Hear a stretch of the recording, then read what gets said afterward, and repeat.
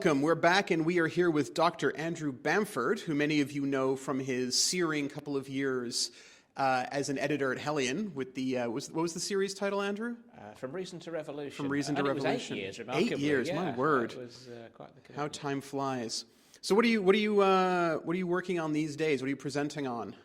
Oh, well, as I say, trying to resurrect the academic CV and do as much as I can. So the two main projects.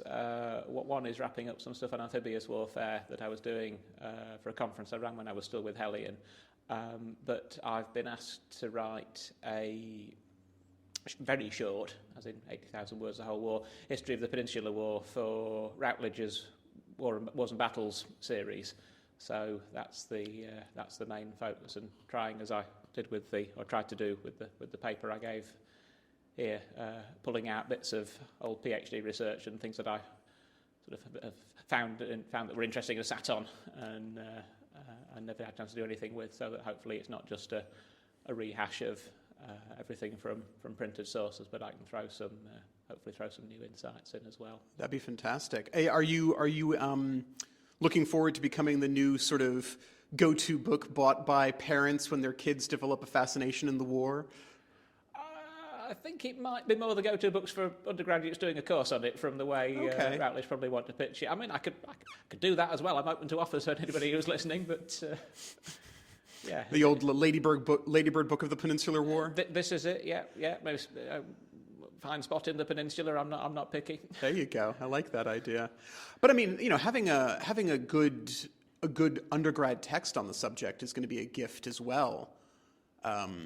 Given the plethora of stuff out there, having a one that's sort of like, no, this is the one you go for. Well, that would be nice, and that's one of the uses I've got in mind. I always had it as a mantra with the Hellion series, that the popular stuff had to be scholarly and the academic stuff had to be accessible. And I think if you can take the academic side and make it so it can be read by everybody, then that's a good thing to aim at. So yes, absolutely, that would be a prime goal. Absolutely. So I'm gonna pick your brains for a minute on the even though you are burnishing up the academic CV again on your years in publishing. And I'm curious, what's the topic that of the 8 years in Hellion you were just like, someone needs to write about this, and you never got it? Well, I mean, I'll concentrate on the Napoleonics, because my series ran back into the 18th century. I mean, just to say that if we think the Napoleonic era is underrepresented, there are huge chunks of the 18th century that are even more badly represented. I mean, there are so many Napoleonic battles, aside from a certain shindig in Belgium, that get so underrepresented. And I mean, particularly in the English language historiography, the ones that the British weren't at. So, John Gill's done 1809 brilliantly. It would be amazing if we could have stuff like that on the other Napoleonic battles. But I mean, there's also the revolutionary battles that Napoleon wasn't involved in. I'd love to read more. I would love to have commissioned more. I did commission some titles on the more northern theatres of the French Revolutionary War. But it'd be great to read some more about Moreau and people on the Rhine, or the Army of Sambre and Meuse, that sort of campaigns. That would be absolutely fantastic, yeah. And we have our listeners include everything from senior professors to amateurs. But if you had to give one piece of advice to someone who wanted to write a book on this, what would you say? One piece of advice. It can be more than one, but not not 10 minutes is what we're going for. Yeah. I mean, the practical one is talk to a publisher first, or at least talk to a publisher at an early stage. You get when you're researching it, rather than I've written this book, can I get it published? And then you've got to rewrite it in somebody else's house style, or it turns out somebody else has been working on the same project unbeknownst. So yeah, don't just sit yourself in a silo and scribble until you're done. Tell people what you're doing. But yeah, pick something different. You know, there are. I mean, I dread to see yet another book about Waterloo, but there are still things about Waterloo that are new and need saying. But there is so much. There is so much more. And I mean, particularly if you've got the language skills, and I haven't, and I envy anybody who has, to move away from just the British stuff. You know, or even to write a proper battle history of an action that the British were involved in. You know, you've got to know what was happening on the other side of the hill and.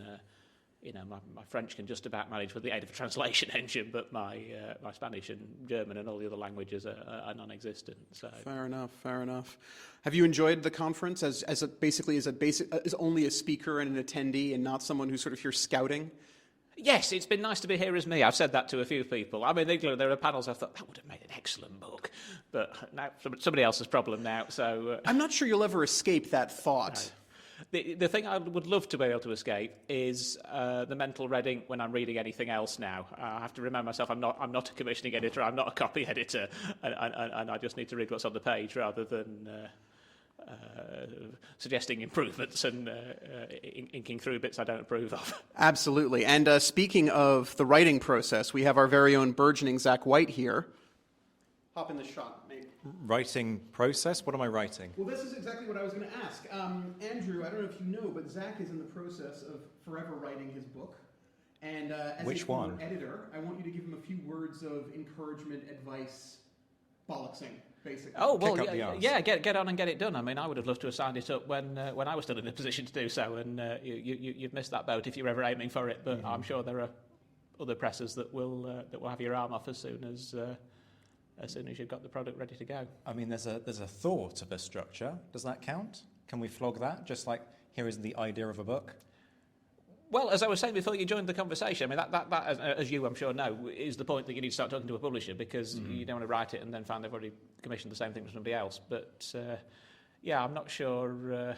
We can't just publish, like, Zach had some ideas, the end. Yeah, no. Might not be a bestseller. So homeopathic publishing, that it's all kind of diluted down, and, you just get a set of dust jackets. Yeah, absolutely. It's a nice thought, but... There are some great pictures that I know of. Like, we can put many, many pictures of... like whips in there. That would work, wouldn't it? I was going to say, you opened yourself up. You know, can we flog it? I mean, you can flog anything at this point. I feel like a dead horse that has been flogged, if that counts. That's what happens on the third day of a conference you organized. Apparently I'm speaking next. Do you know what I'm speaking on? Crime and Punishment in East Indies. Right. I'm sure that will go well. You've got 20 minutes or so to prepare. Lovely. You can write a paper in 20 minutes? You'll be grand. Lovely. Problem solved. Well, now that we've thoroughly impressed all of our listeners with the preparation we do, thank you both so much, and we will report back on if Zach actually managed to give his paper, or if he just stood at the front of the crowd, opening his mouth and shutting it like a guppy. That one. That's what will happen. Fair enough. See you all soon. Hello again, folks. Please remember, we're still fighting back from that Spotify nightmare. So please do 2 really simple and quick things to help us rise from the ashes. First, whack that subscribe button, especially if you're listening to this on Spotify, because you're likely to have been disconnected. But whatever platform you listen to your podcasts on, please just do it anyway to make sure you can stay connected to us. Second, like and leave a comment. It helps bump us up the algorithm to reconnect with our lost audience. If you're a fan of the show, you can leave a 5-star review. Go on, you know you want to. And did you know that you can now join a mailing list to get regular updates on all the news about newly released episodes, meetups for patrons, new lines of merch that have dropped, and all the hot gossip about what's coming soon? Because let's be honest, this show is all about the hot gossip. To sign up, go to www.thenapoleonicwars.net. Much love to all my Patreon supporters who are enjoying a rejuvenated and revitalized offering of perks on Patreon. Head to patreon.com/the Napoleonic Wars pod to find out how you can join a buzzing community of like-minded Napoleonic nerds who are enjoying things like courses, socials, a book club, green room access to recordings, early releases, exclusive episodes, and much more. Shout outs to our patrons who, at the time of recording this in mid-August 2024, are in the mentioned and dispatches tier: Rob Griffith, Brendan Teeling, Beatrice de Graaf, Lynn Dawson, Jamie Kingston, Lucy Tatner, Jim Deary, Josh Keeney, Colin Fieldhouse, Stephen Coulson, Jim Getz, Stephen Gillen, Hugh Brennan, Alistair Campbell-Grieve, Andy Meakin, Mark Anscombe, Rob Coughlin, Bruins Girl, Noah Fink, Mark Trowbridge, Miles Reedy, Nick Overland, Graham Goodwin, Chris Pramas, Anthony Gumbau, Anonymous American, Martin Pisani, James Fluick, Natasha Hobday, Rod Schrager, Chris Kimball, Gary Dennis, David Graylick, Ted Andrews, Richard Anderson, Arthur Forgy, Sam Moore, Wyatt Pollock, Carol Dixon Smith, Roland Shark, Giovanni, Jean-Baptiste Merlon, and Darla Vincent. And the Admirals, John Haynes, Ryan Diamond, J.C. Kaiser, Bob Burnham, Mike Guest, Liam Telfer, Todd and Laird Campbell, Rachel Stark, Mark Duckers, David Maxwell, David Priest, Graham Callister, Sean Sullivan, Stephen Ashworth, Dan Hazelwood, Kate Walcombe, Clemens Beman, Charles McKay, Reto the Sci-Fi Fan, Tim Day, Mark Chestnut, Jason Moran, and the enigmatically named Zed. And I promise that's not just me boosting the numbers. We'll be back very soon, but until then, this has been the Napoleonic Wars Pod. On behalf of myself, Liam, Luke, and Josh, take care of yourselves, folks. Stay well. And as always, thank you for listening.